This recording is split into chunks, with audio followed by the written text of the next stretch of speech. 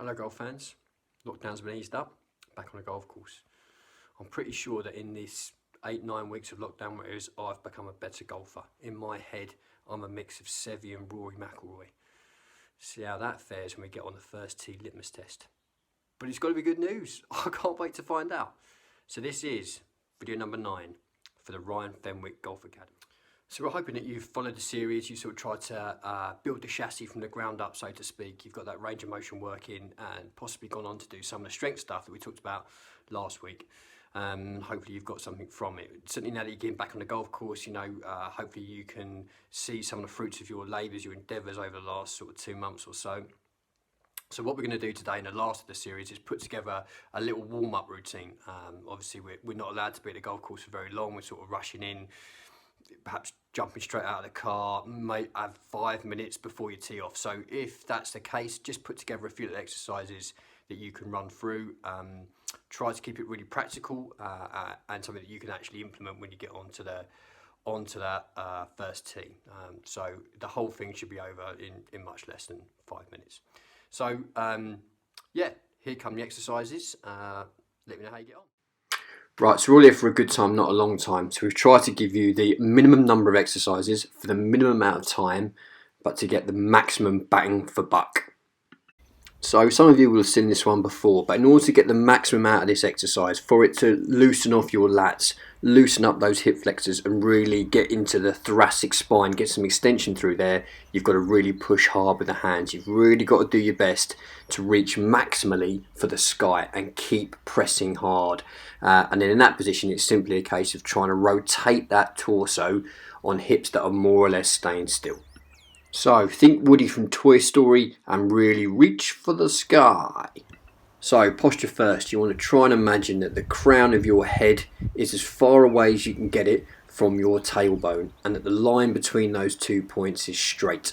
And to get that maximum bang for buck, really go after that. Try and push your head away from the bottom of your spine.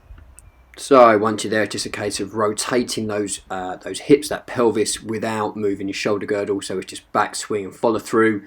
And you can see that I've changed pace a little bit in the drill. So some are slow, and then towards the end of that drill, I'd try and get a little bit quicker. So we're closer to mimicking the kind of speeds, those rotational speeds that you might get when you swing the club.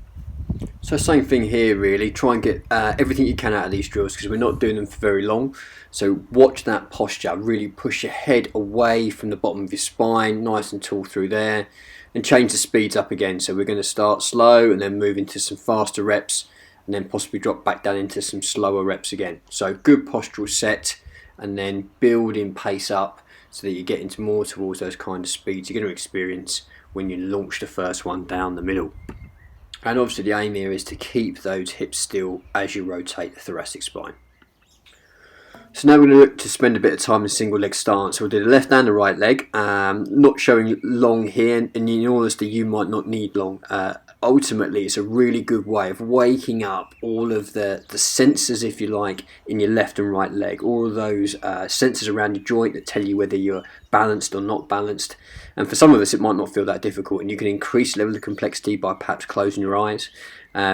But ultimately what it will do is prep you for a bit of movement. It will get your neuromuscular system nicely fired up and ready for the golf swing.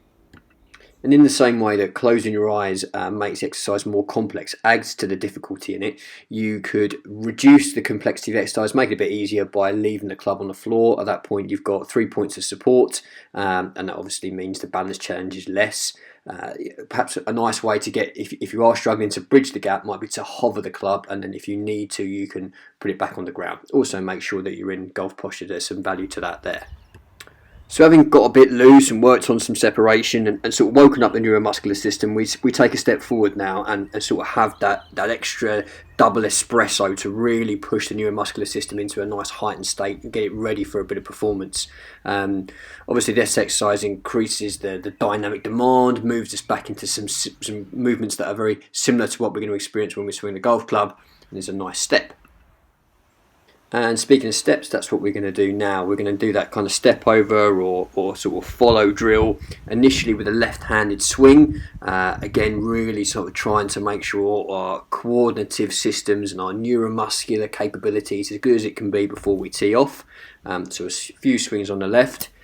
And so from the left to the right, those of you that might have seen the videos before know that I really like this exercise for hip mobility. I think it really gets you into some of those internal rotation places that are hard to reach. And obviously going both ways means that you've done both hips.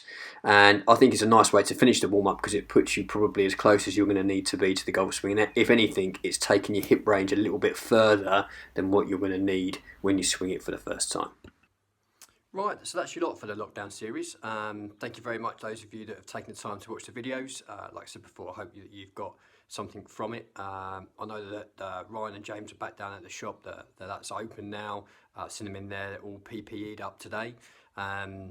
So look, I'm sure they're doing some wonderful deals down there, and it's a great time to go and invest maybe a bit of new kit because you can bed it in. Some of us aren't back at work quite yet, so there's some time there where maybe you can groove in that new club. Also a great time for lessons if anyone's got some spare time, and they're back teaching I think next week, so try and give those guys a visit.